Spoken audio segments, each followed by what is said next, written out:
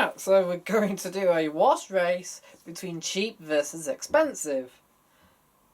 Well, in a weird way, and by Electrolux, which is wrong on both sides. So we've got a Zanussi versus a John Lewis. But they are both manufactured by the same company in the same factory. It's not. So we're just going to quickly show you the difference. So these are the differences between cheap and expensive. So this is your cheapo Zanussi. And, okay, even the age, there is a bit of an age difference as well. But essentially, you've got the difference between high-end and low-end machines. So your low-end ends up getting basic 15 programs here. 95, an Eco 60, an Eco 40, a 30-degree cotton, synthetic 60, 40 and 30, delicate 40 30, wool, and cold. Oh, sorry, and you got a hand wash as well, actually. And then a 30-minute quick wash, separate rinse, separate spin, and separate drain and spin. And we've got a 1200 spin, though this did come with 14, 16, and 1000 RPM examples. I think in this country we have 12, 14, and 16, though there was 1000 RPM version as well. You also get a daily, which knocks 10 minutes off, and a quick wash option, which knocks off, it says half an hour, but it's more likely to knock even more off. You can add a pre-wash, and then you've got a manual half load, which knocks off a rinse. You got a delay start of either 12, 8, 4, or 2 hours. Then inside we have a drum. It's classed 6 kilo, but it's actually an old drum. And then we've got this rubber outer ring, which actually, if it's 6 kilo modern version, you still only end up with 1, 2, 3, 4, 5, 6 hole paddles. Door hinge, it's different here, but on the slightly later examples it's the same. And then we've got our filter down here. Weirdly, what's different about this is that the front cabinet, this bit, you can take off on the John Lewis, and you can take off another Zanussi ZWF, the ZWF 140 one that I stripped down. You could take it off because that had the actual 6 kilo drum in it, the more modern. So the later on it is, the more you can take it off.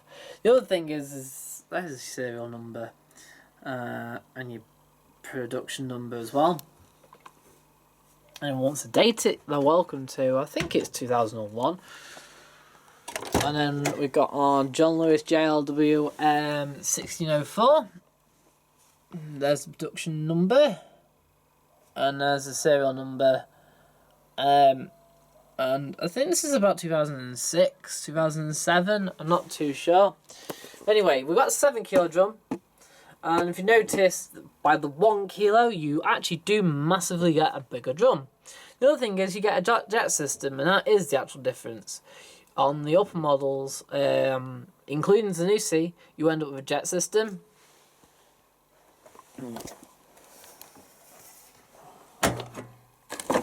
If you open up the drawers, okay, this is a bit mucky, but the drawers are the same. Drawers never do change. See? And when it comes to our programs now on this, we don't have a separate temperature. You don't on any John Lewis actually. They're all just set out, but we've got slightly more programs. So we've got an Eco 60, an Eco 40, and a separate normal 60 and a normal 40. And we've got this special automatic program that only exists on John Lewis. We've also got delicates 1430, a silk wash, a hand wash, a wool wash at 430, a separate soak option, which is only available on this John Lewis, and a 14-minute wash, which is only available on this John Lewis. It's not even available on any other Electrolux made product. The closest you get to after this is the 20-minute cycle on the AEG. After that, it's the 30-minute cycle Mini 30. So, even my time manager doesn't even come with this 40-minute quick wash. But it does exist on any Electrolux time manager outside the UK. And that includes Ireland as well. So in in France and Germany and all them, where the Electrolux time manager was sold, you got a 14-minute wash instead of your Mini 30. But you did get the same programs, essentially. Anyway, going back to also this, we've got variable spin, just like we have here. But instead of having no spin and rinse hold, you've got no spin. But then you've got rinse hold and quiet, which actually cancels the intermittent spins, adds more water to the rinses. We've got easy iron, which isn't effective on quiet. There we go. Which is unavailable on the more basic. And then we've got our options of a pre-wash, which is also on there. Stain, which is very special because it only is on John Lewis and AEG, which is at 40 degrees, it holds it for 10 minutes. You can also add stain remover treatment. Now on the AEG you have 4 compartments. It's very special. You get 4 compartment the detergent dispenser. On this, the stain actually goes in your pre-wash. That means on the AEG you can have a separate pre-wash and separate stain, separate pre-wash and stain at the same time. But on this, the unselectable together. We also have an intensive option as well for a longer wash. Well, if we select quick, those options, you can have pre-wash and stain, but intensive and quick don't together. That's super quick, by the way, not normal quick. So quick's there, dropped 1 hour 39. However, if you run this with no loading, and this is something else I'm just going to get into, this actually has an actual load sensor that doesn't. But there are lots of models of Zanussi that don't have a half load option, but they don't actually have a load sensor at all. When I say load sensor, I mean it doesn't calculate by how much water it's taking on. Also, the tumble pattern on this is the same as the Electrolux and the AEG, because it's much more thorough than the Zanussi. So that means you should get better wash results.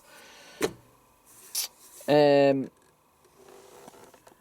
we have extra rinse, which is also actually known as super rinse. Our filter's the same, and actually our body panelling is the same on this John Lewis. It's different on the AEG, and this door is based on the Zanussi, but they've changed the handle slightly for the lower end AEG.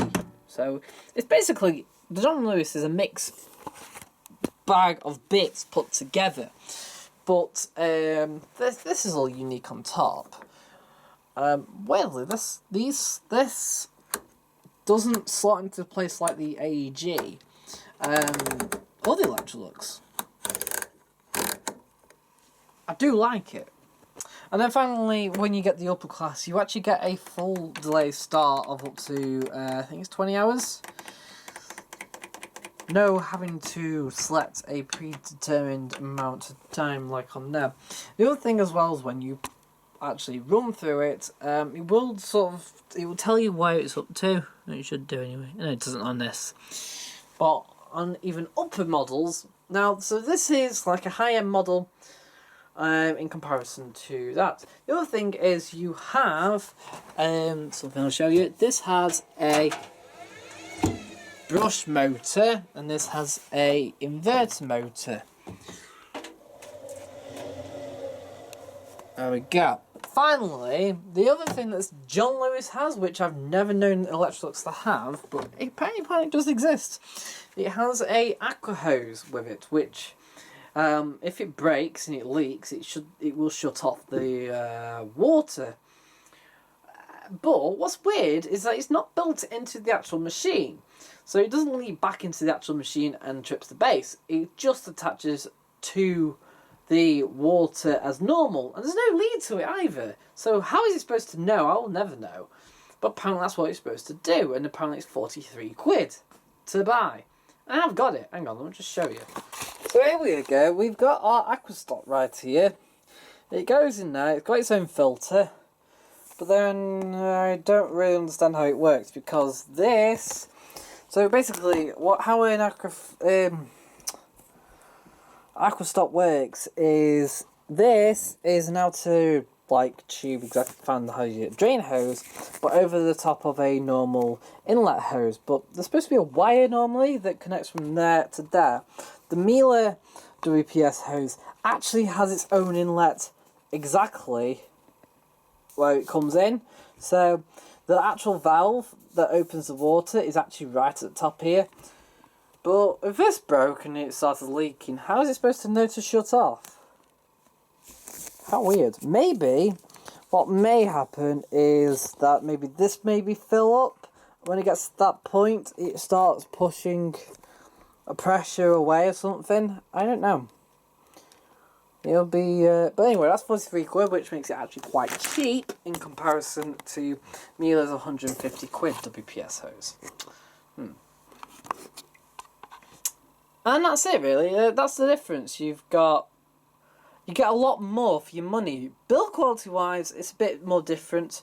On the AEG, you actually have a sensor sometimes in the legs, and on the AEG, I'm not sure about these two actually personally, but on the AEG you have a self-leveling leg. So instead of actually having to figure about it and stuff like that, it basically suspends on one leg that actually is on the spring. So it keeps it sort of perfectly balanced and stops it running away. That's very clever. And that has an aqua base as well. This doesn't. So the other thing is, in terms of quality, this is actually already rusted away, whereas the original case on the older machine hasn't. That's more to just do with how the machine's kept. Maybe this was kept in a garage. Maybe it was kept somewhere where it's very moist all the time, like a busy kitchen.